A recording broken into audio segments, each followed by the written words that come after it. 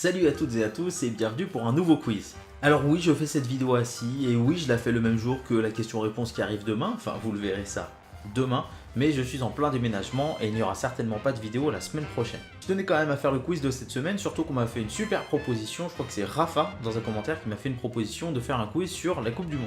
Mais d'abord, revenons sur vos prestations de la semaine dernière. Vous êtes plusieurs à avoir trouvé les bonnes réponses, félicitations à vous, et ceux qui n'ont pas trouvé, voici les bonnes réponses. Donc la semaine dernière, c'était un petit quiz où je donnais 4 indices sur des joueurs, et les réponses étaient Ronaldinho, Ramos, Inzaghi, Boateng, Courtois, Verratti, Lacazette et Gardewitz. Pour le quiz d'aujourd'hui, ce sera donc un quiz sur les Coupes du Monde. Alors, est-ce qu'il sera difficile comme demandé dans le commentaire? Je ne sais pas, mais en tout cas, on est parti pour 8 questions sur la Coupe du Monde. Let's go! Petit 1, comment s'appelle le trophée de la Coupe du Monde donné aux vainqueurs avant 1974? Petit 2, pour quelle raison non financière l'Inde n'a pas participé à la Coupe du Monde 1950? Petit 3, en 1966, quel joueur anglais marque un but en finale dont on ne sait toujours pas s'il était valable ou pas? Petit 4, en 1978, la France joue son dernier match de poule contre la Hongrie. Juste avant la rencontre, un problème aurait pu voir la France déclarer forfait s'il n'avait pas été résolu.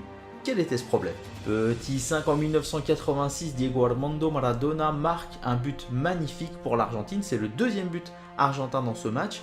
En comprenant le gardien, combien de joueurs a-t-il dribblé en tout? Petit 6, en 1990, le Cameroun est la première nation africaine à atteindre les quarts de finale d'une Coupe du Monde, mais quel était l'âge de son attaquant vedette, Roger Mila? Petit 7, en 2006, un défenseur croate a reçu un improbable cadeau de la part de l'arbitre, quelque chose qu'on voit très rarement, mais qu'était-ce? Petit 8, quel a été le seul pays organisateur d'une Coupe du Monde à ne pas dépasser la première phase de poule en Coupe du Monde?